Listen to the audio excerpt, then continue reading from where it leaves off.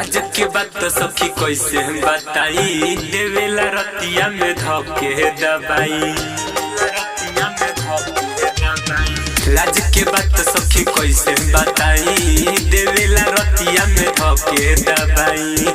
बहुत लागे कोमल हमर बदनवा सखी रे, बहुत लागे कोमल हमर बदनवा सखी रे।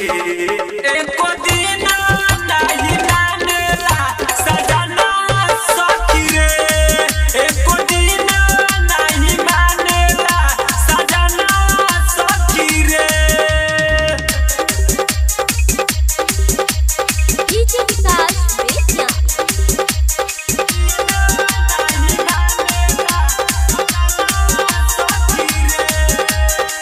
भीतरी ले जाला तो बहुते दुखाला, माना जब करिले तो करे उबाला। भीतरी ले जाला तो बहुते दुखाला, माना जब करिले तो करे उबाला। कहते त बहुते हमर गजनवा सखी रे, कहते त बहुते हमर गजनवा सखी रे। एको दिन नहीं मानेला सजना सखी रे, एको दिन नहीं मानेला सजना सखी रे।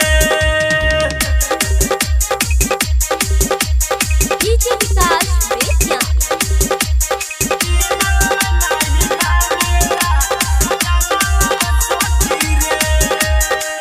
आधी आधी रतिया के मांगला पानी, राइटर सुबोध से तंग हम बानी।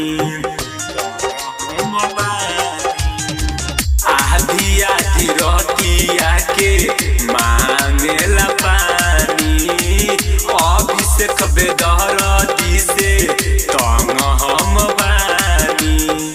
दास जी से पूरल हमर सपनावा सखी रे, दास जी से पूरल हमर सपनावा सखी रे। एको दिन नहीं मानेला सजना सखी रे, एको दिन नहीं मानेला सजना सखी रे। रिकॉर्डिंग बा Aamir film recording studio Bihar.